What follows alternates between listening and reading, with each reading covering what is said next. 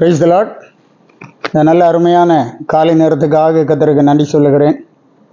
நம்முடைய தேவாதி தேவன் உன்னதமான தேவனாய், உயர்ந்தவராய், பரிசுத்தமுள்ளவராய் இருக்கிறபடினாலே கர்த்தரை நாம் ஸ்தோத்திரிப்போமாக.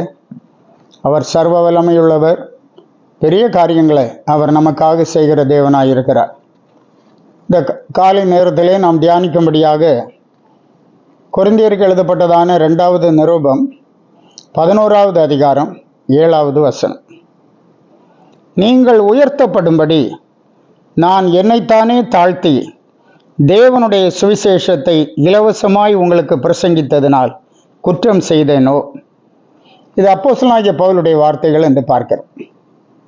கொரிந்து சபை நல்ல பெரிய சபையாக வளர்ந்தது. புறஜாதிகள் மத்தியிலிருந்து எழும்பினதான அந்த சபை, விக்கிரகாராதனை பண்ணினதான ஜனங்கள் அவைகளையெல்லாம் தூக்கி எறிந்து விட்டு அப்போஸ்தலனாகிய பவுல் மூலமாக கர்த்தர் கொடுத்த வார்த்தைகளை கேட்டு கர்த்தராகிய இயேசு கிறிஸ்துவின் மேல் விசுவாசம் வைத்து அவ்விதமாக இந்த சபையிலே அங்கத்தினர்களாக இருந்தார்கள் என்று பார்க்கிறோம்.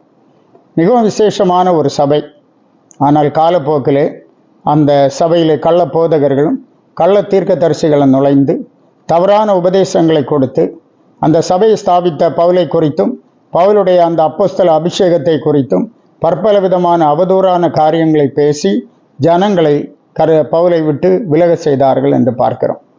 அவ்விதமான ஒரு சூழ்நிலையிலே பவுல் பாருங்க தன்னுடைய உடன் ஊழியனை அனுப்பி அங்கே பவுலை குறித்ததான காரியங்களை அவர் விளக்கமாக ஜனங்களுக்கு எடுத்து சொன்னதுனால ஒரு பெருங்கூட்டம் ஜனங்கள் மறுபடியும் பவுலை சேர்ந்தார்கள் என்று பார்க்கிறோம். அப்படியாக அந்த இடத்திலே பவுல் சொல்லும்போது அதற்காகத்தான் இந்த கொரிந்தியரின் 2வது நிருபம் எழுதப்பட்டது. அங்கே பவுல் வந்தபோது சொல்லுகிறார், நீங்கள் உயர்த்தப்படும்படி நான் என்னைத்தானே தாழ்த்தி தேவனுடைய சுவிசேஷத்தை இலவசமாய் உங்களுக்கு பிரசங்கித்ததினாலே குற்றம் செய்தேனோ என்று கேட்கிறார். பாருங்கள், பவுல் எவ்வளோ பெரியவர். கமாலியலின் பாதத்திலே அவர் கல்வி கற்றவர். அவருக்கு மிகுந்த ஐஸ்வர்யம் இருந்தது என்று பார்க்கிறோம். அந்த காலகட்டத்தில் பவுல் எல்லாவற்றையும் நஷ்டம் என்று விட்டு குப்பையாக எண்ணி எல்லாவற்றையும் விட்டு எப்படியாவது அந்த மேன்மையான உயிர்த்தெழுதலில் பங்கடைய வேண்டும் என்று சொல்லி தன்னை முழுவதுமாக சர்வ வல்லமையுள்ள ஆண்டவருக்கு ஒப்பு கொடுத்தார் என்று பார்க்கிறோம். இங்கே இந்த கொரிந்து சபையாருக்கு ஆண்டவருடைய வார்த்தைகளை சொன்னதுனால அல்லது சுவிசேஷத்தை இலவசமாய் பிரசங்கித்தார் என்று நாம் பார்க்கிறோம். அப்படி பண்ணினதுனால நான் குற்றம் செய்தேனோ என்று கேட்கிறார். இந்த நாட்களிலும் கூட அருமையான தேவ பிள்ளைகளாகிய நாம் அறிந்திருக்க வேண்டும், ஆண்டவர் நம்மை ஆசீர்வதித்திருக்கிறார், இலவசமாய் ஆசீர்வதித்திருக்கிறார்.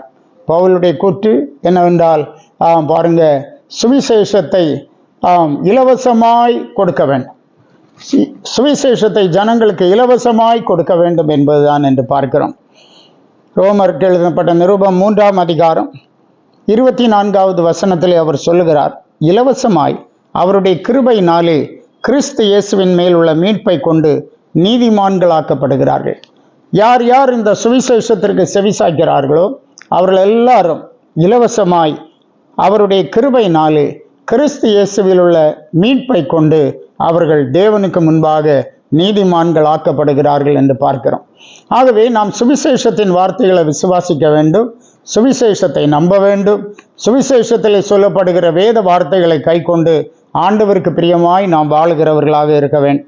மத்தேயு 10ஆம் அதிகாரம் 8வது வசனத்திலே கர்த்தராகிய இயேசு தாமே சீஷர்களை அனுப்பும்போது சொல்லுகிறார், வியாதி உள்ளவர்களை சுஸ்தமாக்குங்கள், குஷ்டரோகிகளை சுத்தம் பண்ணுங்கள், மரித்தோரை எழுப்புங்கள், பிசாசுகளை துரத்துங்கள், இலவசமாய் பெற்றீர்கள் இலவசமாய் கொடுங்கள் என்று சொல்கிறார். தேவன் பரிசுத்த ஆவியானவருடைய வரங்களை நமக்கு இலவசமாய் தந்திருக்கிறார்.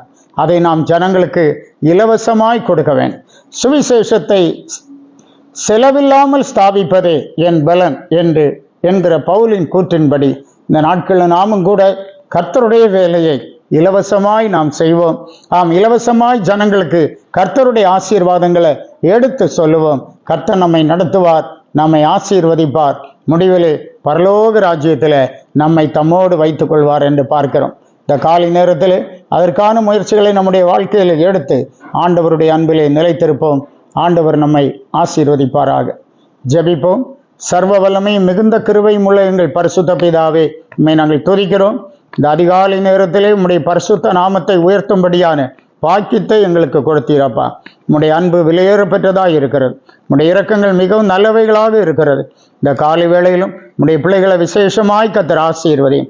இலவசமாய் கிறிஸ்து இயேசுவுள்ள மீட்பை கொண்டு நீதிமான்கள் ஆழ்க்கப்படுகிறார்கள் என்று சொல்லப்பட்டபடி அந்த இலவசமான மேன்மையான நன்மைகளை எங்களுக்கு தந்து இந்த நாட்களில் பரிசுத்த ஆவியானவர் எங்களுக்கு தரும் வரங்களை நாங்கள் ஆண்டவரே ஜனங்களுக்கு மத்தியிலே இலவசமாய் கிரியை நடப்பிக்க பரிசுத்த தேவன் உதவி செய்யும். ஆசீர்வதியும். இயேசு மூலம் கேட்கிறோம் பிதாவே. ஆமென். ஆமென்.